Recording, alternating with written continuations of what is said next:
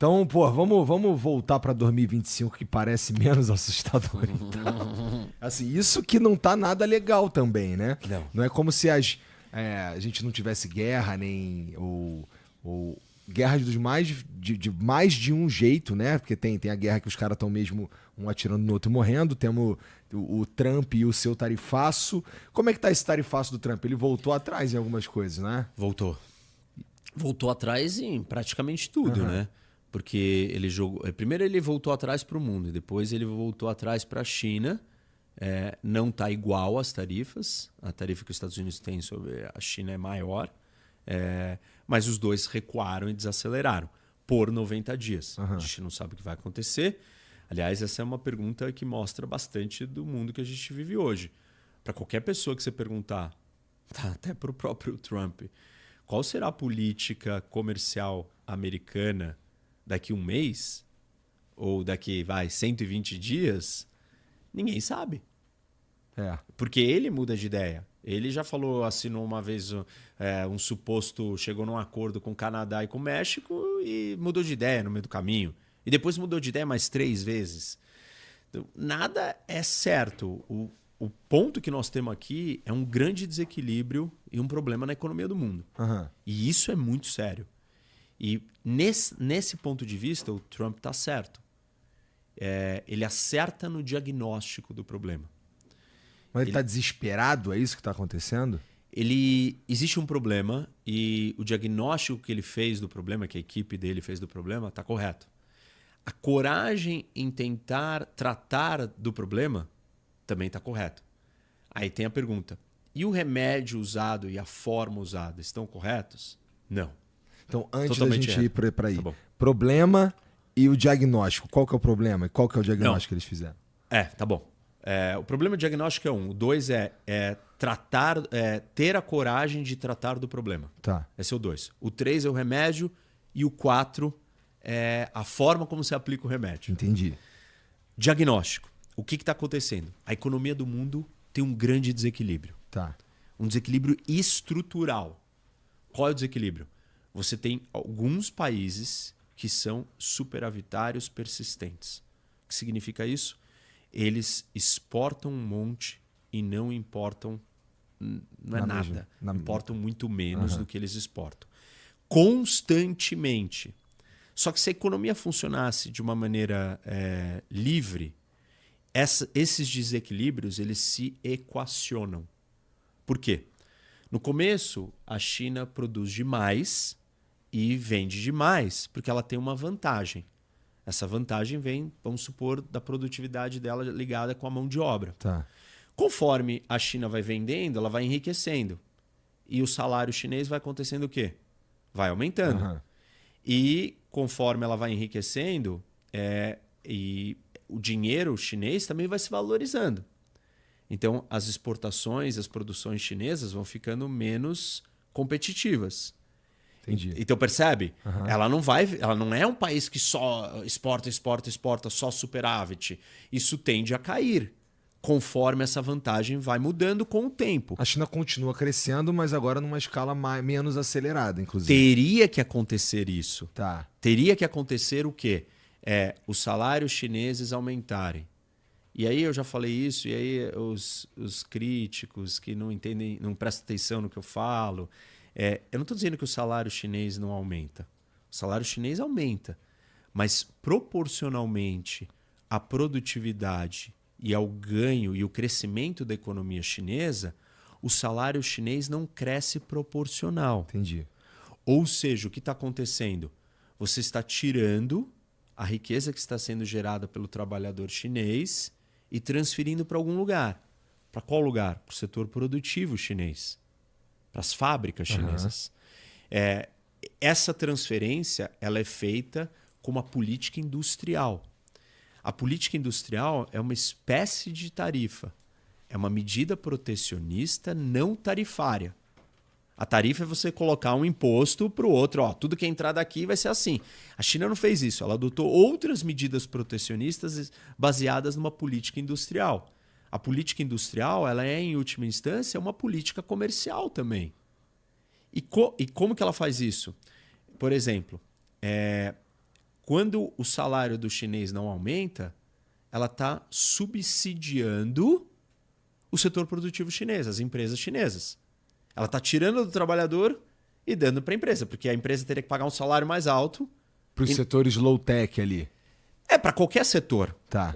Entendeu? Tipo, para o setor produtivo. Tá bom, o high-tech tem uma outra discussão um pouco mais diferente, mas imagina que as fábricas chinesas, elas teriam que aumentar o salário e a produtividade delas ia cair. Uhum. Se ela não precisa aumentar o salário, então ela está ganhando um bônus. Uhum. Outra maneira dela ganhar, de você transferir renda do trabalhador chinês para o setor produtivo. Se a moeda chinesa está desvalorizada, quem que se beneficia? As empresas chinesas que vendem. Uhum. Porque o produto delas fica mais barato. É mais competitivo. Uhum. Se a moeda chinesa se valoriza, quem é que se beneficia dentro da sociedade chinesa? O trabalhador chinês. Por quê? O poder de compra dele cresce. Então ele tem mais dinheiro, o dinheiro dele vale mais. O que ele faz? Ele começa a comprar mais coisas ao redor do mundo. As coisas começam a ficar mais baratas para ele, chinês, proporcionalmente em relação ao resto do mundo. Então o poder de compra do chinês aumenta. Se você artificialmente não deixa a moeda chinesa, a sua moeda se valorizar, você está tirando o poder de compra do trabalhador e dando competitividade para quem? Para o setor produtivo. Entendi. Ou seja, você está subsidiando novamente o setor produtivo. Outra maneira de você subsidiar o setor produtivo. Imagina que você não cria uma legislação ambiental. Vamos pegar outro país, a Indonésia. Tá. E ela tem uma fábrica de tinta. E ela não tem que limpar a água, filtrar a água que ela despeja no rio da sua fábrica de tinta. Se ela tivesse que fazer isso, ela ia ter que comprar vários equipamentos, ia custar uma fortuna. O produto dela não ia ser tão barato quanto uma fábrica de tinta no Canadá. Uhum. Se ela pode despejar a tinta sem filtrar, sem limpar essa água, quem é que vai se prejudicar dentro da Indonésia?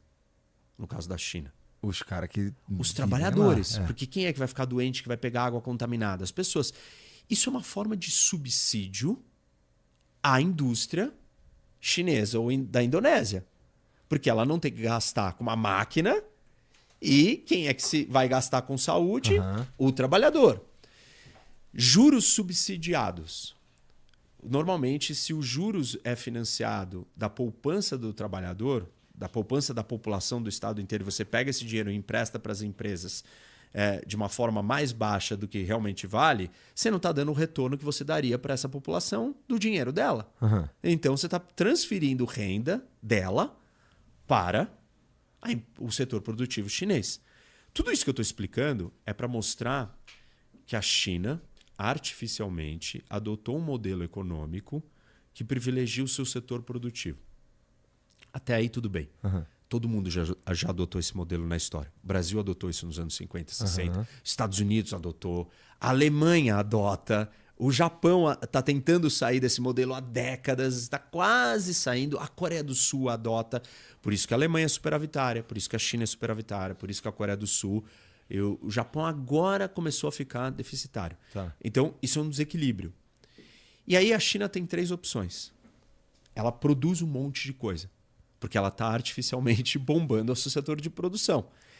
Ela pode consumir internamente tudo isso que ela produz? Não. É um excesso de produção. Então eles têm que produzir pra cacete mesmo, porque tem gente lá pra caramba. Isso, mas as pessoas de lá não têm dinheiro para consumir desse jeito. Porque a economia chinesa, a maior parcela, não é a maior parcela, mas proporcionalmente, uma grande parcela da economia chinesa vem do setor produtivo. Tá. Muito acima da média da economia mundial. Porque você tem basicamente 3 setores, né? Você tem o governo, as empresas e os indivíduos. Uhum. Então, a economia está dividida entre essas 3 frentes.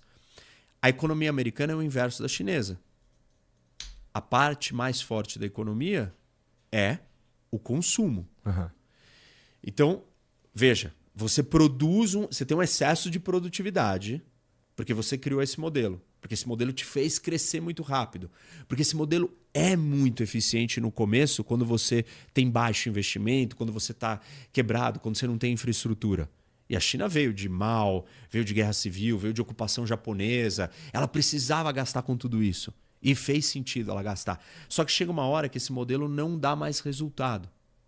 E aí você tem muita produtividade. Você não consegue vender ou você não consegue consumir isso internamente. Aí você tem 3 opções. Ou você produz e joga fora o que você produz. Isso não é um caminho para a riqueza. Não vai dar certo. Ou você pega essa produção e fala, eu vou diminuir a produção. Eu vou adequar o meu tamanho. E aí o que você vai ter que fazer para fazer isso? Fechar a fábrica. Demitir gente. Diminuir a produção. E você vai entrar numa recessão econômica. A China não quer isso. Bom, como você disse lá, a principal fonte de riqueza dos caras é o setor produtivo. Isso. Aí qual que é a terceira opção? E se eu encontrar alguém que compra isso de mim lá fora? Então eu vou vender para fora. Uhum. E aí a China começa a fazer dumping. Começa a desovar todo esse excesso de produção a preços muito baratos. Porque ela já criou essa máquina. E aí o que acontece? Então, em vez da China escolher criar desemprego internamente, que era a opção 2, né? Primeiro é jogar produto fora. Uhum. A 2 é diminuir e criar desemprego. Ela exporta desemprego. Joan Robinson, uma economista, ela escreveu e cunhou um termo que chama beggar thy neighbor. Beggar, de mendigo, thy neighbor, o seu vizinho.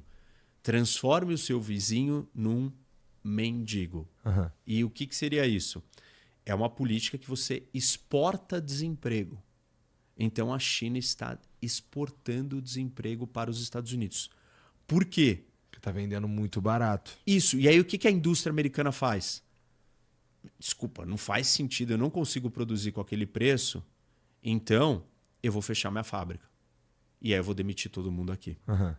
E aí muita gente vai virar e falar assim, mas o nível de desemprego nos Estados Unidos nunca foi tão baixo. Bom, primeiro, assim, parênteses aqui, né? Eu estou explicando um recorte da coisa. Eu não estou explicando a teoria inteira. Tem 1 milhão de coisas que os caras vão ficar falando, mas então não sei o que. Não. Pô, eu não estou fazendo a explicação completa porque isso daqui não tem fim. A gente ia ficar anos falando a explicação completa de toda a cadeia, de todas as coisas. Então eu estou tirando uma foto, fazendo um recorte. Essa é a minha explicação. Eu não vou explicar todas as outras coisas que estão subentendidas para a gente chegar no raciocínio. Mas o fato é a China, os Estados Unidos vai lá e demite. Aí você fala, mas o nível de desemprego nos Estados Unidos é super baixo. Mas numa área específica não é. No setor industrial. E esse é o problema. Então, mas as empresas estadunidenses, elas não entregam mesmo essa parte, a mão de obra, a parte mais low-tech das coisas para a China mesmo? Tipo, não é intencional jogar para lá para que eles façam isso e a gente só compre o troço mais prontinho? Se o outro for mais produtivo do que eu, sim. Aí faz sentido eu fazer isso. Uhum. Agora, se o outro não é mais produtivo de verdade, existe uma grande distorção no sistema. E alguém vai pagar essa conta em última instância. Quem está pagando essa conta? O trabalhador americano, o consumidor americano, por um lado nocivo. Claro que o consumidor americano está comprando coisas baratas. Eu não estou dizendo que não está acontecendo isso. Mas a consequência de políticas de beggar thy neighbor são endividamento das famílias americanas. Ou endividamento de famílias. Ponto. 1. 2. Aumento da dívida do país. Por quê? Aumenta o déficit. Por que aumenta o déficit? Porque simplesmente você tem um dinheiro entrando barato. Isso faz um governo gastar mais do que ele arrecada e cortar imposto. Então, cria um incentivo errado para o governo americano aumentar o seu déficit. Então, essa é a segunda consequência. Entendi. A terceira é déficit comercial. Não só um déficit comercial baseado em você é mais competitivo do que eu, não adianta eu querer produzir insider. Você produz a insider melhor do que eu. Inclusive usa o cupom FLOW. Então, essa é a diferença. E aí, e do lado chinês, o que está acontecendo? O trabalhador chinês está carregando nas costas toda essa história para a economia chinesa crescer rápido. E tudo bem ter usado esse modelo até agora. Agora o modelo teria que mudar. Ele teria que ser um modelo onde o consumo chinês começa a crescer.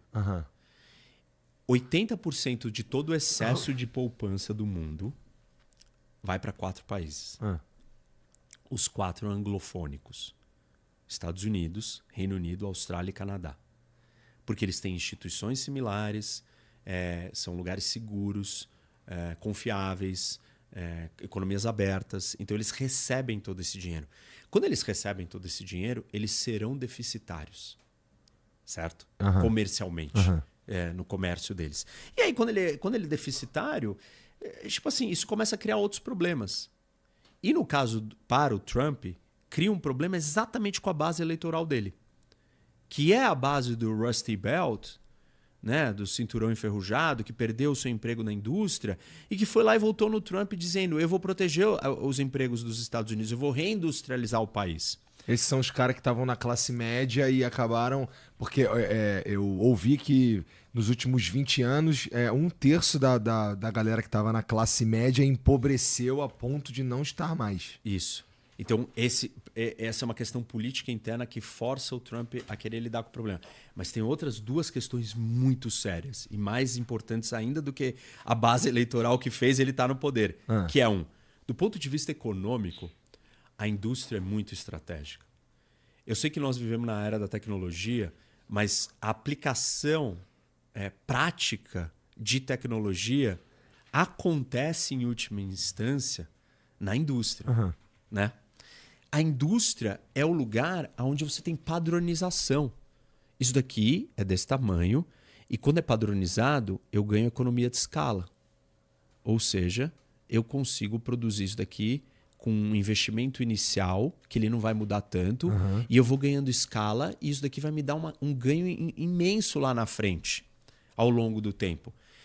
No setor de serviços, você não tem isso. Porque atender...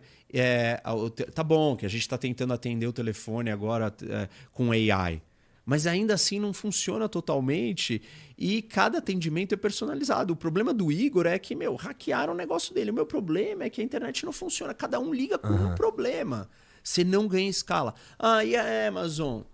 A Amazon ela está na fronteira, está conseguindo ganhar essa escala digital, mas ela trabalha com 2 coisas. Ela trabalha com a economia real e com a economia digital. Ela tem que criar um mega algoritmo, investir em infraestrutura digital e tem que investir em infraestrutura logística. E aí ela vai distribuir, você comprou a água, o telefone, cada carrinho sai para um lugar. Eu vou mandar isso daqui, eu ponho todos numa caixa, num container, é um transporte mais barato. Porque ele é um bulky, né? Tipo que se chama, um transporte de massa. Então, uma economia que não tem indústria, ela acaba perdendo a sua competitividade no geral. A indústria é estratégica. É coisa que a gente sofre um pouco aqui no Brasil, né? Isso. Segundo ponto, esse é geopolítico. Tem um autor, Paul Kennedy. Ele escreveu um livro que se chama Ascensão e Queda de Grandes Potências. Rise and Fall of Great Powers. E a teoria dele é a seguinte: a potência militar e hegemônica é um produto da potência econômica e a potência econômica é um produto da potência industrial. Você vai transbordar, né? Você vai transferir os resultados da indústria para a economia no geral, e quando você tem uma economia forte, você é capaz de construir um grande exército, uma grande força militar. Sem a tecnologia da indústria, você não constrói um porta-aviões, um navio. Sequer você constrói o navio. Se hoje a China tem a maior marinha do mundo em número de embarcações, e não na qualidade dessas embarcações, mas é a maior marinha do mundo, é porque a capacidade industrial chinesa é muito superior à americana. Então, os Estados Unidos vai levar muito tempo, ou algum tempo, para conseguir produzir a mesma quantidade de navios. E se ele vai entrar em guerra com a China, ou se ele vai precisar se defender da China, ele não pode não conseguir construir navio, porta-aviões, submarino, avião, míssil, munição. Ele tem que ter capacidade industrial. Por isso que o Trump tem dito, e a equipe dele, que essa questão do desequilíbrio comercial no mundo é uma questão de segurança nacional. Entendi. Entendeu? Esse é o diagnóstico.